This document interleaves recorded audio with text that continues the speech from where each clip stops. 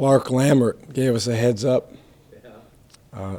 So Connor walked up and told the bus driver, and we got off, and we went on a side road. Dagger threes, and he's a navigator. Yeah, he came up big last night. How's it throw today? It's about the same. About the same. People say don't talk, but it's kind of part of the job, you know. You don't realize how much you're on the phone until your voice is not at 100%. But it's fine. You know, our guys got to give our guys a lot of credit because I wasn't able to project my voice as much. So I told the guys before the game, it's really important that you guys communicate with each other and that you echo calls and that everyone's on the same page. And they did a nice job of that. Early in the year, you said you guys were having to tell Connor to shoot more, and that he even said that he had to learn, to shoot the ball more. How far has he come in that regard, and is there still room for growth in that area? Well, I thought, especially our last two road games, he's come a long way. You know, one of the things that happens at this level when you're playing against really good defensive teams, whether it's man against Kansas or zone against Baylor, you don't have a lot of time to get your shot off.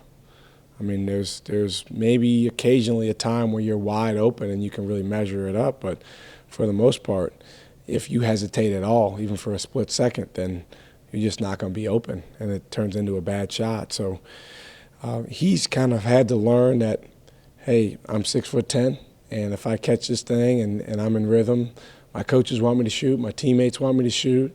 It's a good shot for us, and that's my job. And he's gotten better and better at that. When did it turn for him that you have the confidence in him to shoot that shot? It's been a process. When I first got here, again, the word that I use for Connor is conscientious. He's one of the most conscientious people I've ever been around. He really wants to get it right, and he really wants to have relationships with his teammates, his coaches, and he's very concerned about the way people relate to him and feel about him. So when I first got here, we talked one-on-one. He said, well, I'm a little worried about how I'm going to fit into your style of play. And I told him, I said, well, you do the number one thing that we look for in our style of play. You can shoot, so you're going to fit in just great. And I think he's grown in confidence. For whatever reason, his junior year was not as good as his sophomore year. So I think there was a confidence issue there. But he's gotten better, and I don't know that he's ever going to be an arrogant player or a cocky guy. It's just not really his makeup. But he certainly, I think, has grown in his belief in himself, and his teammates have helped with that. What impressed you most, Shaka, about last night? Biggest thing was just standing up to Baylor. They're really as physical and as aggressive and as tough and mean as they come. And they have a guy in Ricardo Gathers who's, he's just an enforcer. There's a reason that there was NFL teams watching him there last night and in other games. So when he kind of sets the tone for their team because he's a senior and an emotional leader for them. So that was the most impressive thing to me, that we were able to stand up to that and hang in there, particularly on the road. Sure, guys, I asked the players this, and I wanted to ask you too. With the team that was out there last night, that wasn't the team in China, and that wasn't the team in the Bahamas. What has happened over the last month to where they're going up? Well, I just think we've gotten better. I mean, it was the same team, the same guys. In fact, it was minus arguably our best guy, our second best guy. But, you guys don't really want to hear it or like to hear it, but, I've been saying it since October. What we want to do is make progress as a team, and we're focused on progression. And we knew or I knew at least coming into this year, that there was going to be times where, we weren't as good as we wanted to be, and that's still the case now. But if we can keep getting better, I think what happened was we went to China. We had a really, really rough game there. For a variety of reasons, we just didn't play the way we wanted to play. It felt like bigger than just one loss, because of the trip. And we had a week before we played again, and it's your first game, and it was my first game here as a coach. But I thought our guys continued to, want to follow the process. Then we went to the Bahamas, and, we had some games where we didn't play as well as we wanted to there. But I think we got better in the month of December. I think we made some real progress. Sometimes, they say the only thing that creates real change is pain. And, there's a pain that comes from losing. So sometimes when you lose games, it forces you to look in the mirror and figure out what do you got to do better. So we did that in December. I thought there was some real growth in December. You never know what's going to happen when guys go on a little break for the holidays. So, we had a break following our Stanford game, and then we got back. I thought we were practicing pretty well when we got back, but then Cam went down, and that just changed the whole dynamic.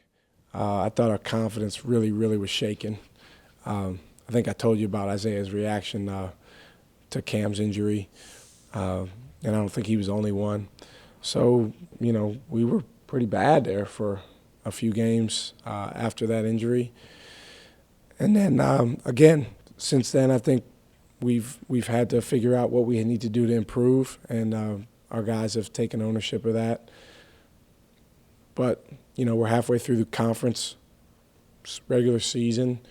We still got a lot of really challenging games ahead of us, and we've got to keep getting better. There's a lot of areas where we need to continue to improve.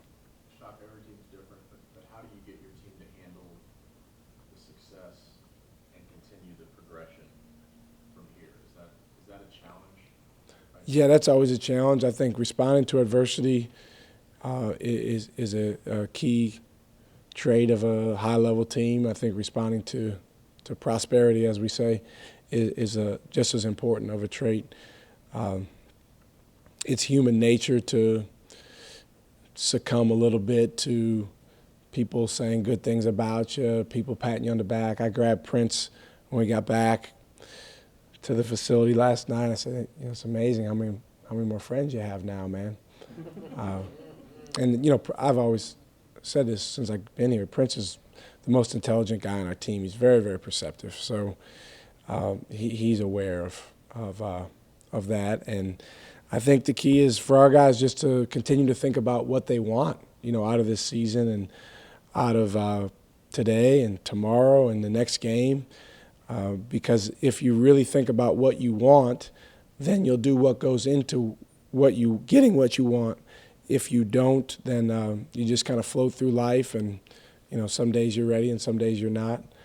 We kind of have two segments of guys on our team. We've got some older guys that have been through this kind of thing. They've had some success. They've had some setbacks. They've been through a tough conference race before. And then we got three younger guys that they just have no earthly idea about any of that stuff. But I think those guys are doing a good job hanging in there and just trying to learn. And some nights are their nights and some nights aren't.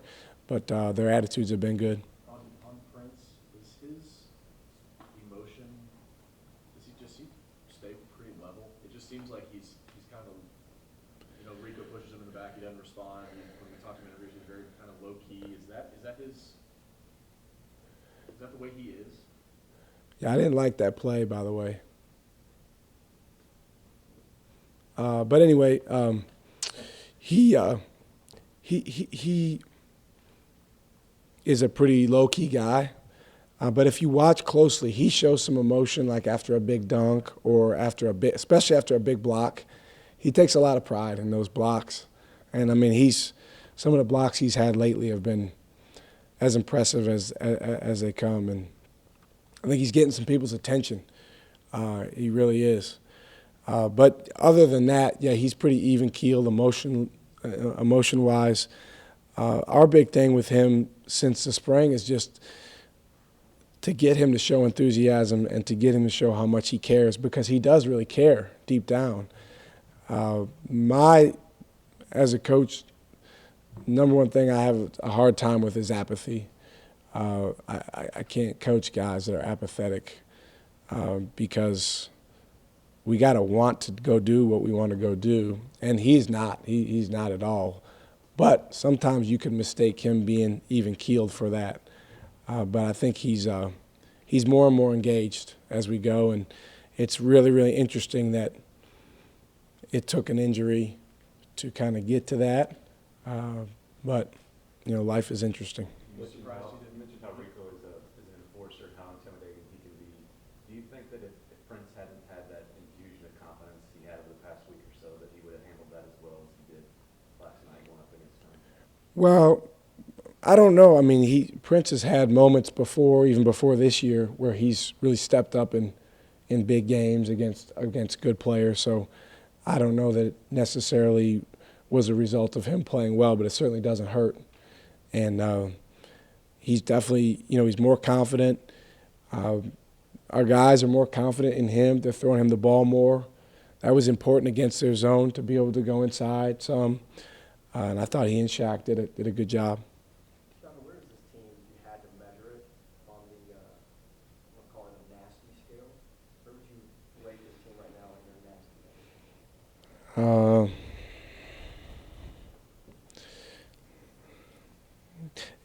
It ebbs and flows. I think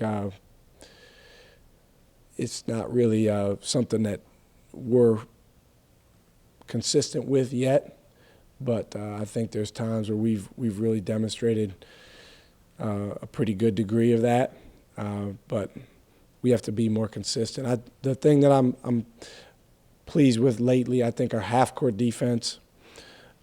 We've played with pretty good toughness lately, but we still got to get a lot better. You said you didn't like the play, the shoulder and Prince's back. Do you think it should have been called differently or handled differently? I'm not really supposed to comment on that, but I didn't like the play. On that play, were you impressed with the way Prince handled himself, and maybe just as impressed with the way Isaiah kind of came up to defend him? Well, I appreciate our guys standing up for each other. It's a fine line, though, because we need our best guys in the game. Yeah, that's all I'll say about that. I don't know if you could see it, but down, based on where we were, like, Devin wasn't afraid to get up in a couple of their guys' face. Yeah, I think our guys are, they're growing in their belief in themselves and each other, and sometimes you're as tough as you think you are, so we're just trying to build that. The lob from Isaiah to Kerwin, you draw that up thinking you could get Gathers to either not realize where he was or fall into something? Well, we had drawn one up earlier, and it was wide open. And watching the tape, it sounds funny to say this, but Snoop was actually too high. Not the ball was too high; he was too high. But it was open, and the way they play their defense, they really extend their wings. So their five-man, in that case, Gathers, is kind of back there managing, guarding usually our five-man. So if we could occupy him, we felt like we could throw that lob, and we've seen him pick up fouls in the past where he's gone from guarding the five-man to kind of backing up and trying to take away the lob. And he did a good job of it on that play, but fortunately they called the foul. Going back to Prince and the emotion thing, he said early in the year you told him he's one of the most impactful guys, and that rubs off on the roster. He didn't really quite get it at first. Does he get that now, and are you seeing players really respond to him? No, he gets it. He's always gotten it. It's just, what do you want to do with it? He knows. I mean, he's so smart. He's smarter than all of us. Smarter than everyone in this room. No disrespect to you guys, but he understands what he can do. It's just a matter of going out and doing it, and it's not always easy because it's not in his natural makeup to be the most talkative guy. It's not in his natural makeup to call a guy out. But I've never seen a guy, let's see, this is my 17th year in college coaching. I've never seen a guy that is so respected by his teammates without being like the leading scorer or, the quote-unquote best player. And he's had some games where he's been our best player lately, but he's had that status on the team for a long time, predating when we got here. It was a cool stat. Is the 21 assists on 21 field goals indicative of some greater progress, or That was really odd because that's what Baylor does to everyone else. They're one of the best in the country at their assists per field goals, and I think they have average like 20, 21 assists a game, and then we don't have a great assist numbers. And even Isaiah, he's done a great job not getting frustrated. He should have about twice as many assists as he has because he really moves that thing around so well. But we just haven't made some of the shots, at times this year, particularly since Cam's been out. But playing against that defense, you have to create shots for your teammates because you can't just go out there and play 1-on-5, against their zone defense and then, find a way to get a great shot. You got to create shots for guys, and we needed that last night. They did a good job.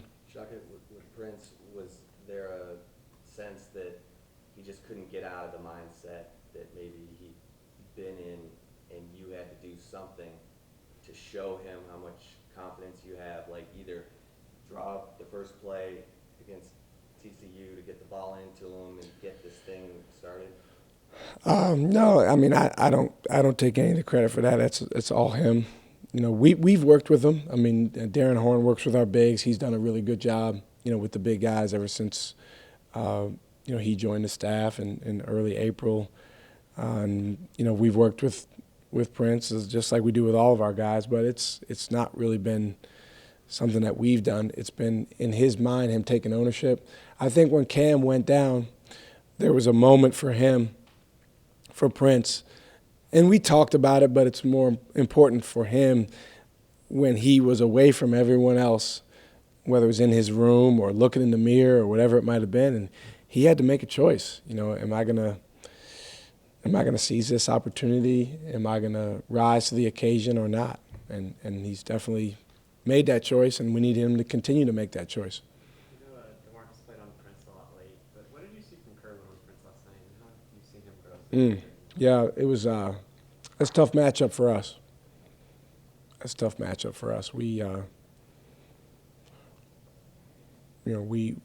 defend certain positions really well, and there's a couple positions that we don't necessarily have a natural great defender that we can throw on a guy. So those guys were fighting for their lives because I think Prince is Torian Prince is a first-round draft pick. I think he's going to play in the NBA. He's just got a really good combination of size and skill and aggressiveness.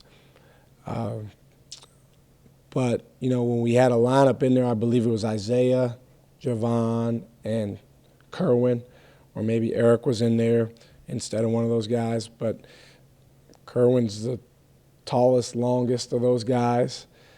Isaiah had fouls, so we couldn't put him on him. And Snoop did a good job just battling. Snoop's 170 pounds. But he's gotten tougher and more aggressive as the years gone on, and he certainly got the athleticism. So When did you see Connor take that step to want to be the guy delivering daggers late in the game? Was there?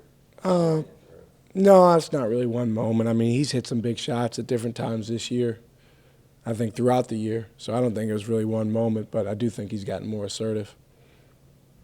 Going back to Chris's question, at this level, Yeah. I mean, a fadeaway three is like the most ideal thing for you as a defense, right? Yeah. It's just, if you can hit them. But Yeah, he makes tough shots. Yeah. You know, he'll take some shots, and you'll be like, okay, good, we forced a tough one, and then he'll make it. Your team that went to Lubbock, talk about how you would characterize the mindset there as compared to the team that'll face Tech again. We just really, really poor willingness, ability, whatever you want to call it, to own what we needed to do to win that game. And you got to give Texas Tech credit too. They were playing at a high level. They really were aggressive. They came after us on their defensive end. But I think hopefully we've learned a lesson by now. But there was a little bit of a sense like, hey, we're just gonna go up in there and win, which is crazy because I think they were like 11-1 or something like that. But